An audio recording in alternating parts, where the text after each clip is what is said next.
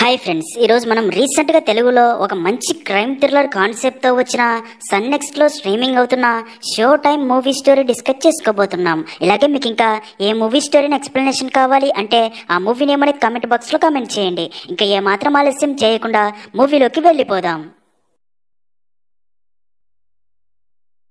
Movie start అవ్వగానే మన మూవీలో మెయిన్ క్యారెక్టర్ అయిన సూర్య అని చూపిస్తారు. సూర్య జిమ్ ట్రైనర్ గా పనిచేస్తూ ఉంటాడు. ఇంకా సూర్య భార్య పేరు శాంతి. వారికి 5 సంవత్సరాల వైష్ణవి అనే కూతురు కూడా ఉంటుంది. ఇక్కడే మనకు తెలిసే ఒక విషయం ఏంటంటే సూర్య అండ్ శాంతిలది లవ్ మ్యారేజ్. నిజానికి సూర్య అండ్ శాంతిలు ఒకరికొకరు నచ్చి పెళ్లి చేసుకుని తమకి పెళ్లి చేయమని శాంతి పేరెంట్స్ ని అడగ్గా సూర్య అనాథ అని కులం గోత్రం తెలియని వాడికి తమ కూతురునిచ్చి పెళ్లి చేయము అనడంతో సూర్యాని వదులుకోవడం ఇష్టం లేని శాంతి ఇంటి నుండి బయటకు వచ్చేసి ఉంటుంది. తర్వాత సూర్య అండ్ శాంతి పెళ్లి చేసుకుని ఉంటారు. ఇంకా అప్పటి నుండి శాంతి పేరెంట్స్ శాంతి మీద కోపంతో అసలు తనతో మాట్లాడమే మానేసి ఉంటారు. ఇంకా ఇప్పుడు సూర్య అండ్ శాంతిలో హ్యాపీగా జీవిస్తూ ఉంటారు. ఇలా ఉండగా ఒక రోజు రాత్రి గ్రౌండ్ ఫ్లోర్ లో ఉండే సూర్య ఫ్యామిలీ, ఫస్ట్ ఫ్లోర్ లో ఉండే రాజేష్ ఫ్యామిలీ, ఇంకా థర్డ్ ఫ్లోర్ లోని ఇంటి ఓనర్ ఫ్యామిలీ వీకెండ్ కాబట్టి ఆ ఫ్యామిలీస్ డమ్ షరాబ్ ఆడదామని పిల్లలు గోల చేయడంతో అందరూ టెర్రస్ పైకి వెళ్లి డమ్ షరాబ్ ఆడుతూ సాంగ్స్ పాడుతూ ఎంజాయ్ చేస్తూ పిల్లలు ఆడుకుంటూ గోల చేస్తూ ఉంటారు. అయితే అదే టైంకే ఆ కాలనీలో పెట్రోలింగ్ కి వచ్చిన సిఐ రాఘవ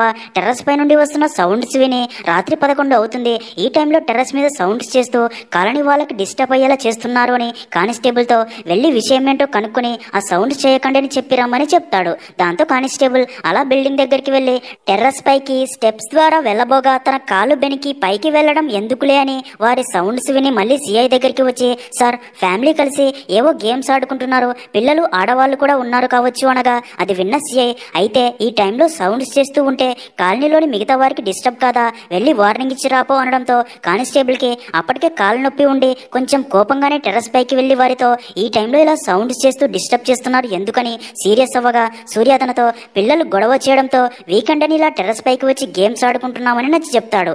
అయితే అప్పుడే శాంతి, అయినా మేము డిస్టర్బ్ చేస్తున్నామని కాలనీలో ఎవరైనా కంప్లైంట్ ఇచ్చారా సార్, అలాంటప్పుడు మా ఇంటి టెర్రస్ పై మేము ఎలా ఉండాలో కూడా మీరే చెప్తారా అంటుంది. అది విన్న కానిస్టేబుల్ కి కొంచెం కోపం పెరిగి శాంతి గురించి కొంచెం అసభ్యకరంగా మాట్లాడడంతో సూర్యకు కూడా కొంచెం కోపం వచ్చి అలా మాట పెరుగుతుంది. మరో పక్క సిఐ కానిస్టేబుల్ ఇంకా రాలేదు అని అలా టెర్రస్ పైకి వచ్చి అక్కడ జరిగేది చూసి కానిస్టేబుల్ ని ఏం జరిగిందని అడగ్గా దానికి కానిస్టేబుల్, ఈ టైంలో డిస్టర్బ్ చేయకండి అని చెప్తుంటే కంప్లైంట్ ఉందా, మా ఇంట్లో మేము ఏమైనా చేసుకుంటామని పోలీసులపైనే ఎదురు మాట్లాడుతున్నారు సార్ అని చెప్తాడు.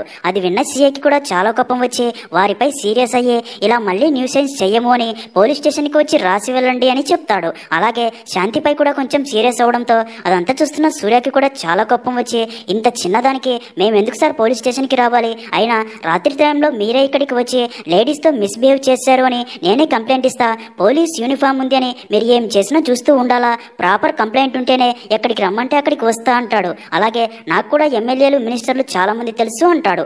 ఇంకా అదంతా విన్న సిఐకి సూర్య మీద చాలా కోపం వస్తుంది కానీ అక్కడ నుండి సైలెంట్ గా వెళ్ళిపోతాడు. అలా పోలీస్ జీప్ దగ్గరికి వెళ్లి కానిస్టేబుల్ తో వీడికి పోలీసుల పవర్ ఏంటో చూపించాలి, చూపిస్తా అని కోపంతో రగిలిపోతాడు. మరో పక్క రాజేష్ సూర్యతో పోలీసులతో గొడవెందుకు అనగా దానికి సూర్య, పోలీస్ అయితే ఏంటన్నా ఏం చేసినా చూస్తూ ఊరుకోవాలా అంటాడు. ఇంకా అలా సూర్య శాంతి వైశ్యుని తీసుకుని తమ ఇంటికి వస్తారు. అప్పుడే సూర్య ఏదో ఆలోచిస్తూ ఉండడం చూసిన శాంతి, ఏం ఆలోచిస్తున్నావు, పైన పోలీసులతో నేను అలా మాట్లాడకుండా ఉండాల్సింది కదా అనగా దానికి సూర్య, నువ్వు న్యాయంగానే మాట్లాడావు కదా, పర్లేదు, నేను మీ ఫ్యామిలీకి నచ్చి మన పెళ్లి జరిగి ఉంటే మీ అమ్మ కూడా నీకు ప్రతి పండక్కి పిండి వంటలు చేసి పంపేది కదా, నేను మన వైశ్యుని ఒక్కరోజు చూడకపోయినా ఏదో కోల్పోయినట్టు ఉంటుంది, ఇన్ని సంవత్సరాలుగా మీ అమ్మా నాన్న నిన్ను చూడకుండా వాళ్ళు ఎంత బాధపడుతూ ఉంటారో కదా అంటాడు. అయితే అప్పటికే శాంతి నిద్రపోయి ఉంటుంది. ఇంకప్పుడే సూర్య ఫోన్ కి శాంతి తమ్ముడు సూర్యాని ఇంటి బయటికి రమ్మని మెసేజ్ చేయగా ఆ మెసేజ్ చూసిన సూర్య ఇంటి బయటికి వెళ్ళగా శాంతి తమ్ముడు సూర్యతో, బావా రేపు శాంతి పేరెంట్స్ తనని చూడడానికి వస్తాను అన్నారు అని చెప్పగా అది విన్న సూర్య తనతో, ఈ విషయం శాంతికి చెప్పకు, ఎందుకంటే ఇంతకు ముందు కూడా ఇలాగే చాలా సార్లు వస్తారు అని చెప్పావు. దాంతో శాంతి చాలా హ్యాపీగా వారి కోసం ఎన్నో రకాల పిండి వంటలు తయారు చేసి వారి కోసం ఎంతో ఆశగా ఎదురు చూసింది, కానీ వారు రాలేదు అని చాలా బాధపడింది అనగా దానికి తను, లేదు బావా రేపు పక్కాగా వస్తాను అన్నారు అంటాడు. అయినా కానీ సూర్య, ఈ విషయం శాంతికి చెప్పకు, ఒకవేళ వాళ్ళు నిజంగానే వస్తే శాంతికి సర్ప్రైజ్ ఇస్తానడంతో తను అక్కడ నుండి వెళ్ళిపోతాడు. ఇంకా బాగా ఆలోచించిన సూర్య ఒక ప్లాన్ ఆలోచించి తమ ఇంటి పై ఫ్లోర్ లో ఉండే రాజేష్ కపూల్ ఇంటికి వెళ్లి వారికి విషయం అంతా చెప్పి వారికి తెలిసిన స్వామి అనే వ్యక్తితో రేపు ఉదయం 15 మందికి టిఫిన్స్ అండ్ భోజనాలు వారి ఇంట్లోనే రెడీ చేయించమని, ఒకవేళ శాంతి పేరెంట్స్ వస్తే అందరం కలిసి తిందాము, వారు రాకపోతే మన ఫ్యామిలీస్ కలిసి తిందాము, అప్పుడు శాంతికి తన పేరెంట్స్ గురించి తెలియదు అని చెప్పడంతో అది విన్న రాజేష్ అండ్ తన భార్య కూడా ఓకే అని చెప్తారు. దాంతో సూర్య వారికి థ్యాంక్స్ చెప్పి ఇంటికి వెళ్లిపోతాడు. ఇంకా మరుసటి రోజు తెల్లవారుజామున 5 గంటలకే సూర్య నిద్రలేచి రాజేష్ ఇంటికి రాగా అప్పటికే స్వామి ఫుడ్ మొత్తం ప్రిపేర్ చేసి ఉంటాడు. సూర్య స్వీట్ టేస్ట్ చేసి చాలా బాగుందని చెప్తాడు. అప్పుడే రాజేష్ భార్య సూర్యతో, నువ్వు ఇంత ఉదయాన్నే ఇక్కడికి వచ్చావు కదా, నీ భార్యకి అనుమానం రాదా అని అడగ దానికి సూర్య తనకి వాకింగ్ అని చెప్పి వచ్చాను అంటాడు. ఇంకా అలాగే రాజేష్ తో, అన్న అత్త మామయ్యలు వచ్చే ముందు మీకు ఇన్ఫార్మ్ చేస్తాను అని చెప్పి అలా పై ఫ్లోర్ నుండి కిందికి రాగా అదే టైంకే పేపర్ బాయ్ సూర్యకి పేపర్ ఇచ్చి, ఏంటన్నా ఈ మధ్య కనిపించడం లేదని అడగ దానికి సూర్య, ఈ మధ్య ఈవినింగ్ కూడా జిమ్ లో పర్సనల్ ట్రైనింగ్ సెషన్ ఇస్తున్నా అని చెప్తాడు. అది విన్న పేపర్ బాయ్, అన్న రాత్రి కాలనీలో ఏదైనా గొడవ జరిగిందా, మా ఓనర్ కి ఉదయాన్నే పోలీసులు ఫోన్ చేసి ఈ కాలనీలో ఉండే ఇళ్ల వాళ్ళ డీటెయిల్స్ అడిగారంట, ఎందుకో తెలియదు అని చెప్పి వెళ్ళిపోతాడు. అది విన్న సూర్యకి ఏమీ అర్థం కాక ఇంట్లోకి వెళ్ళగా ఇంకప్పటికే తన భార్య శాంతికి ఈ రోజు టెంపుల్ కి వెళ్తే మంచిది అని ఎవరో చెప్పి ఉండడంతో స్నానం చేసి రెడీ అవుతూ ఉంటుంది. నెక్స్ట్ సీన్ లో అలా సూర్య ఇంటి బయటికి రాగా అదే కాలనీలో ఉండే ఒక ఓల్డ్ కపుల్ ఆటోని ఆపి ఆటో ఎక్కగా ఆ ఆటో డ్రైవర్ కోపంతో, మీరు ఆటో దిగండి, ఆటో ఒకటికి వెళ్ళదు అని వారితో ర్యాష్ గా బిహేవ్ చేయడం సూర్య చూసి అక్కడికి వచ్చి పెద్దవారితో ఇలాగైనా బిహేవ్ చేసేదని ఆటో డ్రైవర్ ని వెనక్కి లాగగా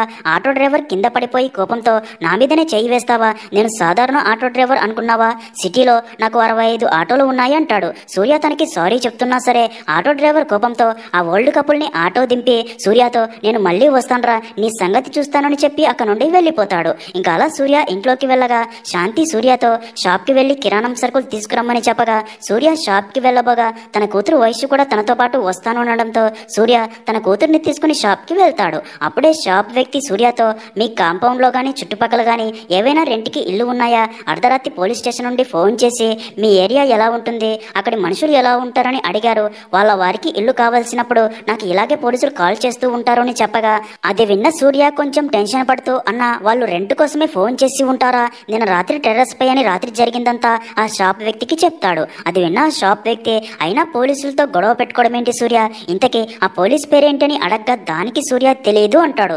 దాంతో ఆ షాప్ వ్యక్తి తన దగ్గర ఉన్న పోలీసుల ఫొటోస్ చూపించగా ఒక పోలీస్ ఫోటో చూసి తనే అని చెప్తాడు. ఆ ఫోటో చూసిన షాప్ వ్యక్తి, తను సిఐ రాఘవ, వీడితో పెట్టుకున్నావా, వీడి పెద్ద సైకో, అయ్యిందేదో అయ్యింది, ఇక మీదట వీడితో జాగ్రత్తగా ఉండు అని చెప్తాడు. ఇంకా అదే టైంకే సూర్య తన ఫోన్ ని ఇంటి దగ్గరే మర్చిపోయి వచ్చి ఉండడంతో షాప్ వ్యక్తికి శాంతి ఫోన్ చేసి కంగారుగా మాట్లాడుతూ సూర్యని వెంటనే ఇంటికి రమ్మని చెప్పడంతో సూర్య ఫుల్ గా టెన్షన్ పడతాడు. ఇంకప్పటికే అక్కడ తన కూతురు వయసు కూడా కనబడకపోవడంతో తను ఇంటికి వెళ్ళిపోయి ఉంటుంది అని వెంటనే ఇంటికి వెళ్ళగా శాంతి ఇంటి డోర్ ఓపెన్ చేసి ఫుల్ గా భయపడిపోతూ ఉంటుంది. సూర్య తనని అలా చూసి ఏం జరిగిందని అడగ్గా అక్కడి దృశ్యం చూసిన సూర్య షాక్ అవుతాడు. ఎందుకంటే అక్కడ ఒక వ్యక్తి స్పృహ లేకుండా పడిపోయి ఉంటాడు. ఏం జరిగిందని అడగ్గా దానికి శాంతి, నేను ఇంట్లో ఉండగా వైషు డోర్ కొట్టడంతో వచ్చి డోర్ ఓపెన్ చేయగా అప్పటికే వీడు వైషు మెడలోని చైన్ లాక్కెళ్లాలని చూస్తున్నాడు.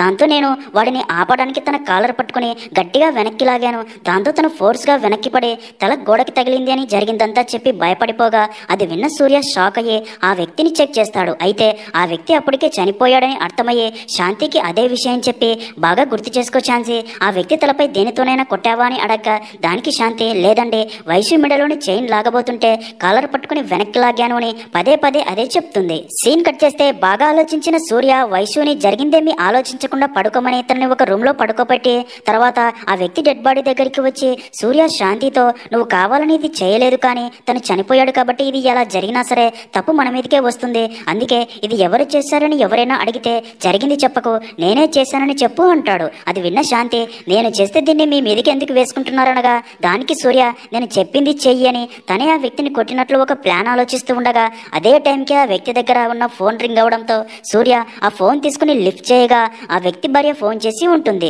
ఫోన్ లిఫ్ట్ చేయగానే తన భార్య, ఏమండి ఎక్కడ ఉన్నారండి, మాట్లాడండి, డబ్బు గురించి ఇంకెప్పుడు మీతో గొడవ పడను, మీరు ఇంటికి రండి, మీరు వెళ్ళినప్పటి నుండి పాప మీ గురించే అడుగుతూ ఏడుస్తుంది, తనతో అయినా ఒకసారి మాట్లాడండి తన కూతురికి ఫోన్ ఇవ్వగా ఆ పాప, నాన్న ఇంటికి త్వరగా రానన్న, బొమ్మలు కావాలని అస్సలు గొడవ చేయను, అమ్మ నీతో ఇంకెప్పుడైనా గొడవ చేస్తే నేనే అమ్మని కొడతాను, ఇంటికి రానన్న అని చెప్పి ఏడుస్తుంది. అది విన్న సూర్య ఫుల్ గా ఎమోషనల్ అయ్యి ఫోన్ కట్ చేస్తాడు. ఇంకా శాంతి కూడా చాలా ఎమోషనల్ అవుతుంది. అయితే అప్పుడే మళ్ళీ ఆ ఫోన్ కి కాల్ రావడంతో చూసిన సూర్య ఆ ఫోన్ ని స్విచ్ ఆఫ్ చేస్తాడు. ఇంకా బాగా ఆలోచించిన సూర్య శాంతితో, జరిగిన ఇన్సిడెంట్ లో నువ్వు తనని తొయ్యలేదు, షాప్ నుండి వచ్చిన నేనే తనని తోశాను అని అందరికీ ఇదే చెప్పాలి అంటాడు. అదే టైంకే సూర్యకి శాంతి తమ్ముడు అశోక్ ఫోన్ చేయగా సూర్య పక్కకు వచ్చి ఫోన్ లిఫ్ట్ చేయగా అశోక్ సూర్యతో, బాబా పెద్దనాన్న పెద్దమ్మలు ట్రైన్ 1/2 అవర్ లేట్ అంట, నేను ఆల్రెడీ రైల్వే స్టేషన్లోనే ఉన్నాను, ఇంకో 1.5 అవర్లో వాళ్ళని తీసుకుని మీ ఇంట్లో ఉంటాను, ఒకవేళ పెద్దనాన్న మిమ్మల్ని వారి ఇంటికి పిలిస్తే తప్పకుండా వెళ్ళండి, ఆయన కొద్ది రోజులు తన కూతురు మనవరాలతో సంతోషంగా గడపాలి అనుకుంటున్నాడని చెప్పగా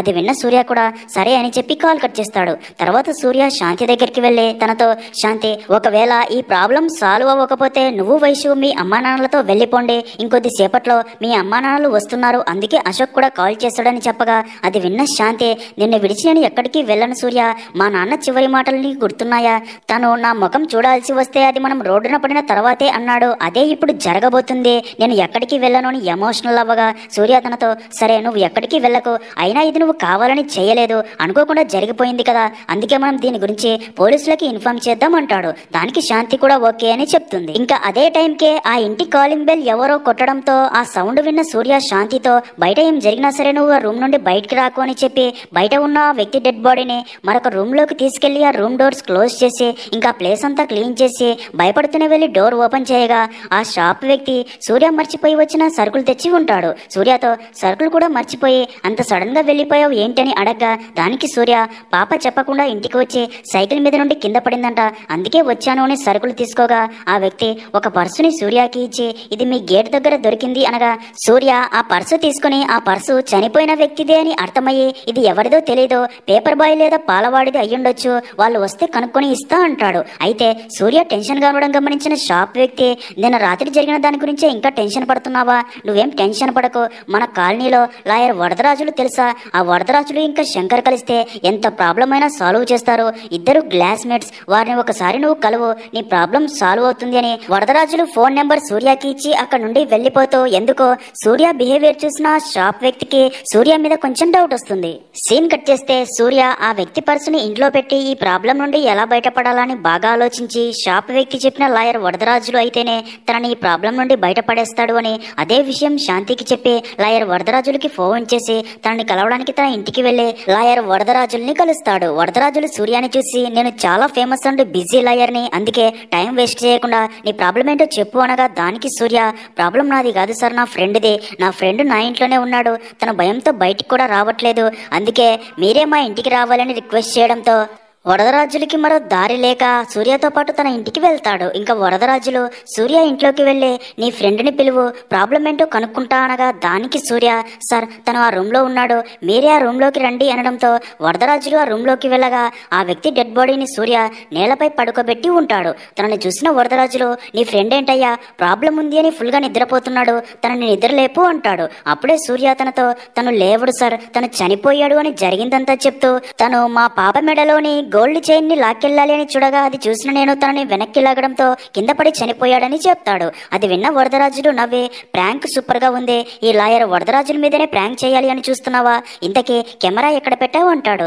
దానికి సూర్య టెన్షన్ పడుతూ, సార్ ఇది ప్రాంక్ కాదు నిజం అని చెప్పడంతో ఆ డెడ్ బాడీని చెక్ చేసిన వరదరాజులు మైండ్ బ్లాక్ అయ్యి ఫుల్ గా భయపడిపోయి, నాకు చిన్నప్పటి నుండి పోలీసులు అన్న డెడ్ బాడీస్ అన్న ఫుల్ భయమని, నన్ను కూడా ఈ క్రైమ్ లో ఇరికించాలని చూస్తున్నావా అని సూర్యపై సీరియస్ అయ్యి అక్కడ నుండి వెళ్ళబోతాడు. ఇంకా ఆ సౌండ్స్ విన్న శాంతి కూడా బయటికి వచ్చి లాయర్ వరదరాజులను చూసి, సార్ ప్లీజ్ సార్ మీరే మాకు హెల్ప్ చేయండి, ఇది నేను కావాలని చేయలేదు అని చెప్తుంది. అది విన్న వరదరాజులు షాక్ అయ్యి సూర్యతో, ముందేమో నీ ఫ్రెండ్ ప్రాబ్లం అన్నావు, తర్వాత అనుకోకుండా నీ వల్ల చనిపోయాడన్నావు, ఇప్పుడేమో నీ భార్య వల్ల చనిపోయాడని చెప్తుంది, అసలు ఏం జరిగిందో క్లియర్ గా చెప్పండి అనగా సూర్య ఈసారి జరిగింది చెప్పగా అది విన్న వరదరాజులు, మరి బాడీ హాల్లో ఉండాలి కదా, ఈ రూమ్ లోకి ఎలా వచ్చిందని అడుగుతాడు. దానికి సూర్య, సార్ ఆ షాప్ వ్యక్తి కిరాణం సరుకులు ఇవ్వడానికి మా ఇంటికి వచ్చాడు, అతను ఎక్కడ ఈ బాడీని చూస్తాడో అని హాల్లో ఉన్న బాడీని రూమ్ లోకి తీసుకెళ్లి పెట్టాను, తనే మీ గురించి చెప్పి మీ ఫోన్ నెంబర్ నాకు ఇచ్చాడు అని చెప్తాడు. అది విన్న వరదరాజులు, ఆ కిరాణం షాప్ వాడు నా నెంబర్ నీకెందుకు ఇచ్చాడనగా దానికి సూర్య, నేను రాత్రి సీఏ రాఘవకి నాకు మధ్య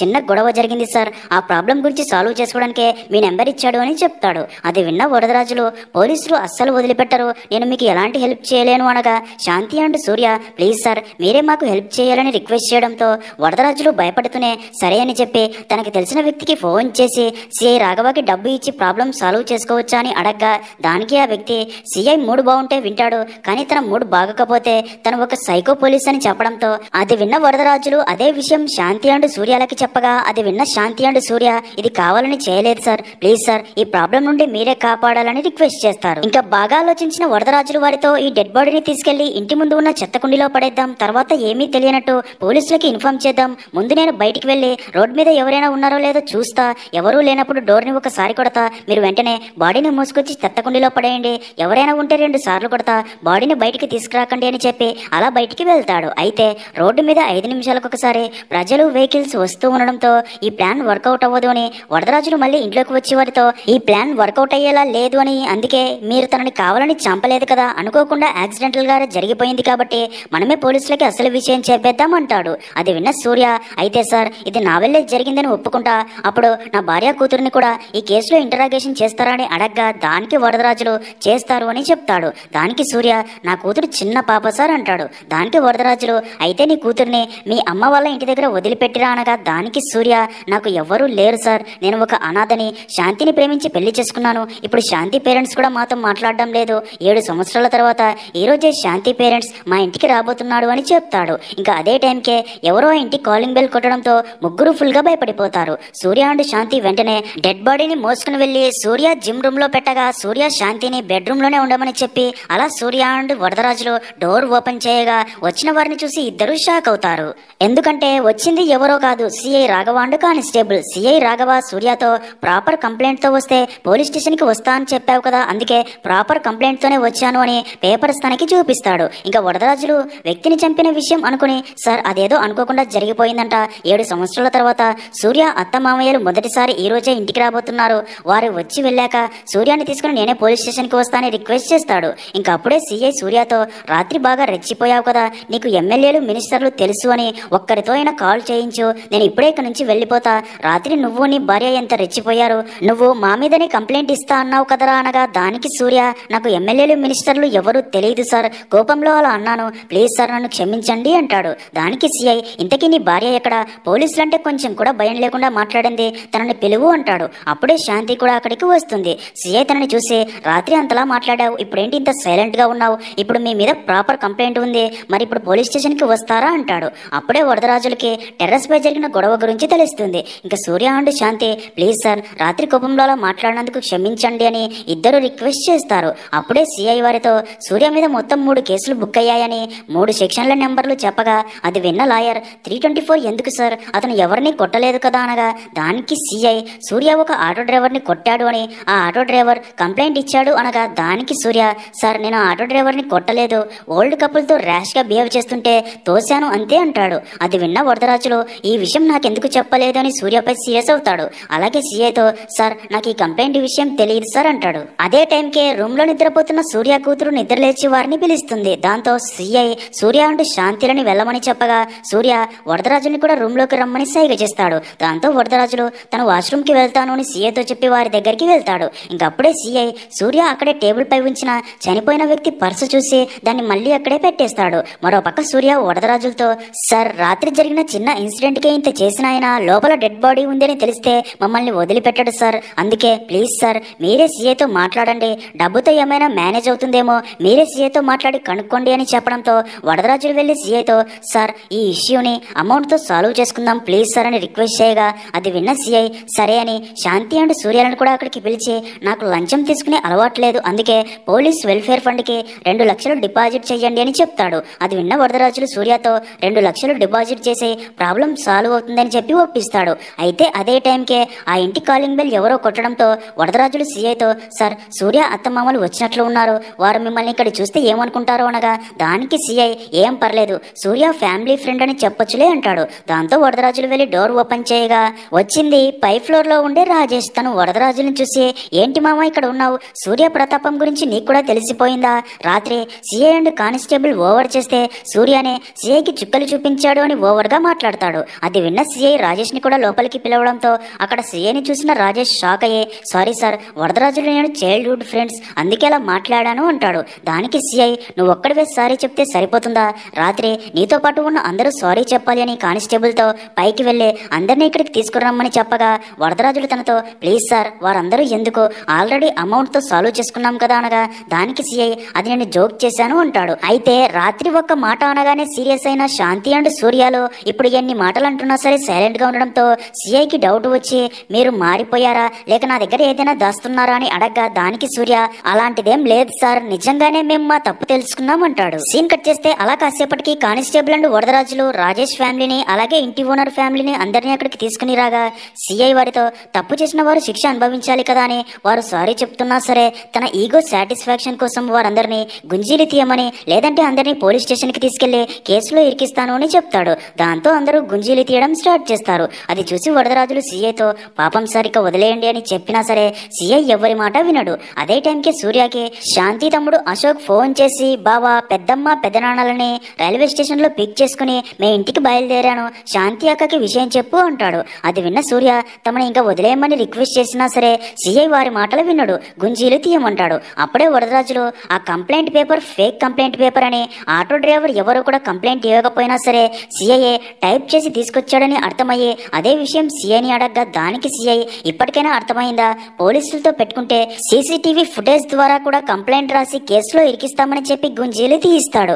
అయితే అప్పటికే సిఐ అక్కడ చేస్తున్నదంతా రాకేష్ తన ఫోన్ లో వీడియో రికార్డింగ్ పెట్టి ఉండడం సిఐ కూడా గమనిస్తాడు. నిజానికి వరదరాజులే సిఐకి బుద్ధి చెప్పాలి అని రాకేష్ ని వీడియో రికార్డ్ చేయమని చెప్పి ఉంటాడు. ఇంకా సిఐ రాకేష్ ని పట్టుకోవాలని చూడగా రాకేష్ తన నుండి తప్పించుకోవడానికి ప్రయత్నిస్తూ ఉంటాడు. అది చూస్తున్న సూర్యకి వరదరాజులు అంతా చెప్పి సిఐని పట్టుకోమనగా అప్పుడే రాకేష్ సూర్య డెడ్ బాడీని ఉంచిన రూమ్ లోకి వెళ్ళగా సిఐ కూడా అదే రూమ్ లోకి వెళ్లడంతో అది చూసిన సూర్య శాంతి అండ్ వరదరాజులు సిఐకి డెడ్ బాడీ గురించి తెలిసిపోతుందేమో అని ఫుల్ గా భయపడిపోతారు. మరో పక్క సిఐ రాకేష్ ని పట్టుకునే ప్రాసెస్ లో అక్కడే అట్ట కింద దాచిన డెడ్ బాడీపై బలంగా పడడంతో ఇక్కడే ఎదిరిపోయే ట్విస్ట్ ఏంటంటే సిఐ తన మీద పడగానే ఆ వ్యక్తికి ఒక్కసారిగా ఊపిరి తీసుకుని బ్రతికి సిఐని చూసి భయపడి అక్కడ నుండి పారిపోతాడు. తను బ్రతకడం చూసిన సూర్య శాంతి అండ్ వరదరాజులు కూడా షాక్ అవుతారు. కానీ చనిపోయాడు అనుకున్న వ్యక్తి బ్రతకడంతో అమ్మయ్య అనుకుని చాలా హ్యాపీగా ఫీల్ అవుతారు. ఇంకా రాజేష్ అప్పటికే ఆ వీడియోని తన ఫ్రెండ్ కి షేర్ చేసి ఉంటాడు. సిఐ ఆ ఫోన్ తీసుకుని ఆ వీడియో డిలీట్ చేసి ఆ వీడియో ఎవరికి పంపావో చెప్పరా అనగా విషయం తెలుసుకున్న వరదరాజులు సిఐతో నీకు ఆ వీడియో ఇంకా ఎప్పటికీ దొరకదు, ఆ వీడియో నేను ఎవరికి చూపించకూడదు అంటే నేను చెప్పింది చెయ్యాలి అని సిఐని ఒక ఆట ఆడుకుంటాడు. ఇంకప్పుడే శాంతి పేరెంట్స్ కూడా అక్కడికి వచ్చి ఇన్ని సంవత్సరాలు వారిని ద్వేషించినందుకు తమను క్షమించమని చెప్పి వారితో కలిసిపోతారు. అదంతా చూసిన సూర్య అండ్ శాంతిలు కూడా చాలా హ్యాపీగా ఫీల్ అవుతారు. అలా అక్కడితో మూవీ అనేది ఎండ్ అవుతుంది.